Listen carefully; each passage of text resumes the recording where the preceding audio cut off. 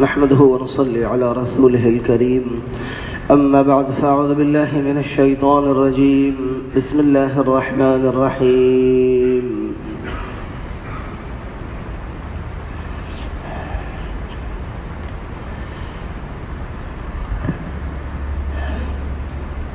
سورہ ملک کے حوالے سے تفصیل بیان ہو رہی ہے، لیکن اس سے پہلے ایک بات عرض کرنے لگا ہوں، اگرچہ وہ بات اس وقت کرنے کی نہیں ہے اور اس زمانے میں بھی کرنے کی نہیں ہے، جیسے کہ آپ حضرات نے ابھی نماز کے دوران ایک نمازی بھائی کی موبائل کی گھنٹی خود سنی کہ اس پہ گانے بجانے اور یہ سب سیٹ ہوا تھا۔ ایک تو نماز کے دوران اگر ضرورت پڑ گئی تو اس کو بند کر سکتے ہیں، لیکن یہ کتنی مرتبہ بند کر سکتے ہیں؟ ایک بار، دو بار، تین بار، چار بار، تب تو یہ عمل کثیر بن جائے گا، اور عمل کثیر سے نماز فاسد ہو جاتی ہے، ٹوٹ جاتی ہے۔ حتیٰ کہ ٹوپی اگر گر جائے تو اس کو نہیں اٹھا سکتے۔ البتہ فقہاء نے لکھا ہے کہ اگر آپ سجدے میں چلے گئے تو بس جلدی سے، چونکہ آپ کے ہاتھ ویسے وہیں پڑے ہوتے ہیں، اور ٹوپی آپ نے سیدھی کر لی اور سر پہ رکھ لی، اتنی کی گنجائش ہے۔ اگر ہم بار بار موبائل اٹھائیں گے، پھر بند کریں گے، پھر گھنٹی بجے گی، پھر بند کریں گے، پھر بند کریں گے، پھر بند کریں، تو یہ تو عمل کثیر ہو جائے گا، اور عمل کثیر سے نماز فاسد ہو جاتی ہے، ٹوٹ جاتی ہے۔ تو ایک بات، لیکن سوچنا یہ ہے کہ اس کی ضرورت کیوں پڑ رہی ہے بند کرنے کی؟ بار بار نماز میں اس کے بند کرنے کی ضرورت کیوں پڑ رہی ہے؟ اس لیے کہ ہم نے لگایا ہی اس کے اوپر گانا ہے۔ اگر یہ سادہ آواز ہوتی جو عام طور پر گھنٹی کی آواز ہوتی ہے، جس سے نہ توجہ ادھر ادھر بھٹکتی ہے اور نہ ہی کوئی ایسی بری آواز ہے جس سے ذہن بدل جاتا ہے، تو شاید ضرورت ہی نہ پڑتی بار بند کرنے کی، وہ خود ہی بند ہو جاتی۔ تو اس لیے یہ تو زمانہ ہو گیا موبائل کے استعمال کا، اب بھی اگر ہم اس قسم کی حرکت کریں تو اس سے انسان کی شخصیت متاثر ہو جاتی ہے، اس کا وقار مجروح ہو جاتا ہے، لوگ بری نظر سے دیکھتے ہیں کہ اس کو دیکھیں، کیونکہ ایک شریف انسان، ایک سمجھدار انسان، ایک باادب انسان، ایک پڑھا لکھا انسان وہ ایسی حرکت نہیں کرتا۔ میں اس لیے عرض کر رہا ہوں کہ یہ باتیں کرنے کی بھی نہیں ہے، یعنی ہمیں تو کرتے ہوئے شرم آ رہی ہے کہ کسی کو برا محسوس نہ لگے، اور وہ عمل کر کے اس کو محسوس نہیں ہو رہا۔ تو اس چیز کا ہم لحاظ رکھیں۔ کسی کو بہت شوق ہے تو گناہ تو موبائل میں سنیں، لیکن کہ اس پر آواز ہی فٹ کر دی اور اب نماز میں ہے۔ اب اگر وہ موبائل فون یہ نیچے صف میں رکھا ہوتا اور آپ قیام میں ہوتے اور رکعت بھی فجر والی ہے، اور یہ گھنٹی بجتی تو نمازیں تو الگ خراب، اور اللہ کے گھر اس کا تقدس کتنا پامال ہو جاتا کہ مسجد کے اندر ہم گانے بجا رہے ہیں۔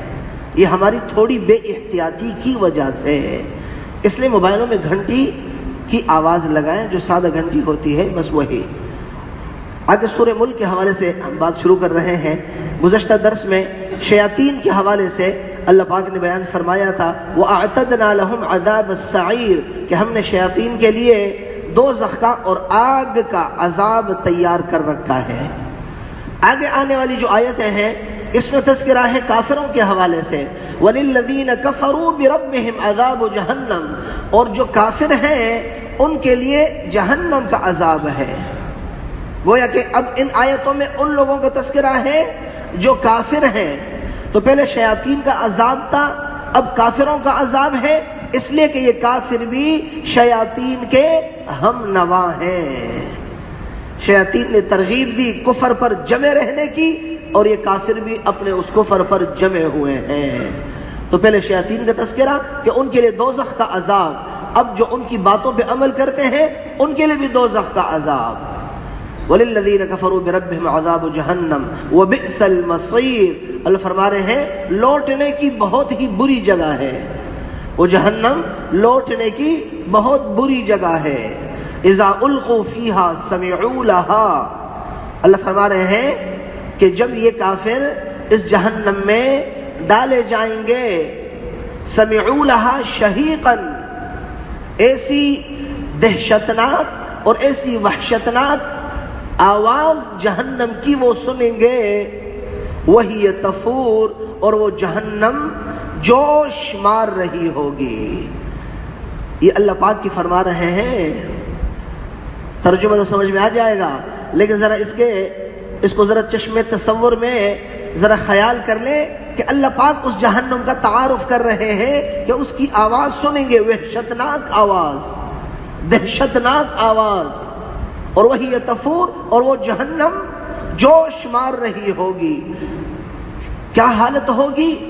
آگے اللہ فرما رہے ہیں تکاد تمیز من الغیظ، ایسا محسوس ہو رہا ہوگا کہ یہ جہنم ابھی غصے سے پھٹ پڑے گی۔ تکاد تمیز من الغیظ، آپ ذرا اس کا خیال کریں کیا اس کی کیا حالت ہوگی۔ اللہ پاک جس کے بارے میں یوں کہہ رہے ہیں کہ ایسا محسوس ہو رہا ہوگا کہ ابھی غصے سے یہ جہنم پھٹ پڑے گی۔ اس لیے کہا جا رہا ہے یہ جو ہمیں اللہ نے ایمان دیا ہے نا، اس ایمان کی ہم قدر کریں، یہ بہت بڑے دائمی عذاب سے ہمیں بچانے والا ہے یہ ایمان، اور اس کی قدر کیا ہے؟ اس ایمان کے تقاضوں پہ ہم چلنے والے بن جائیں۔ آج اس ایمان کی قدر کر لی، آگے کے مرحلے آسان ہو جائیں گے۔ تکاد تمیز من الغیظ کلما القی فیہا فوج سألہم، آگے اللہ فرما رہے ہیں کہ جب بھی ان کافروں کی جماعتوں کو جہنم میں ڈالا جائے گا، سألہم خزانتہا، جہنم کے محافظ فرشتے ان سے پوچھیں گے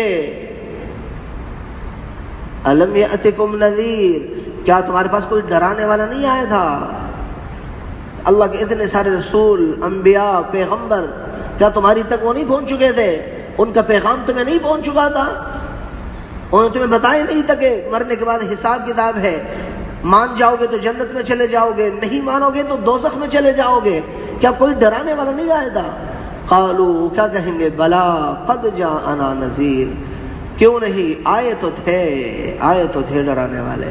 فکذبنا، ہم نے ان سب کو جھٹلا دیا، اور صرف جھٹلایا نہیں بلکہ ہم نے کیا کہا؟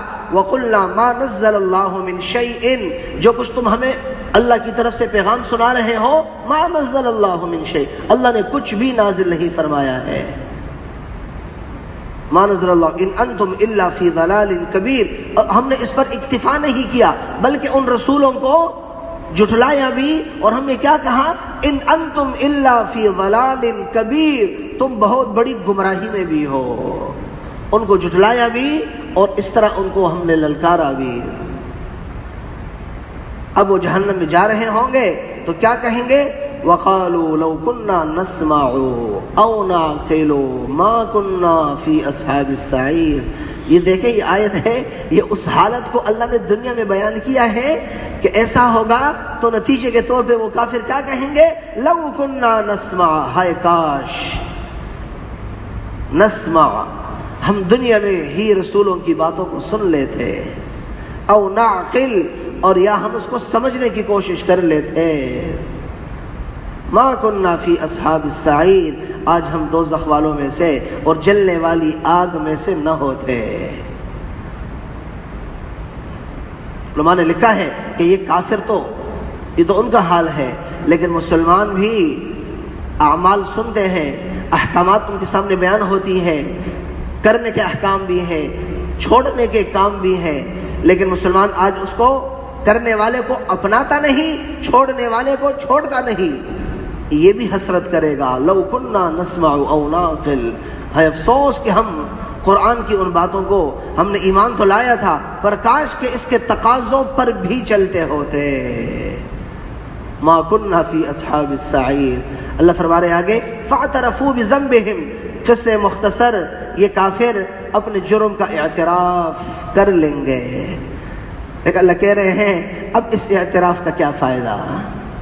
فسحقا لاصحاب السعیر، آگ والوں کے لیے دوری ہے اللہ کی رحمت سے، دوری ہے اللہ کی رحمت سے، اس وقت ان کی کوئی اہمیت نہیں ہوگی۔ ہاں اس کے برعکس، ان الذین یخشون ربهم بالغیب، وہ لوگ جو اپنے رب سے ڈرے، بالغیب اللہ کو بن دیکھے، ایمان لایا، احکامات پہ عمل کیا، لہم مغفرۃ اجر کبیر، اللہ کہہ رہے ہیں ان کے لیے مغفرت بھی ہے اور بہت بڑا اجر بھی ہے۔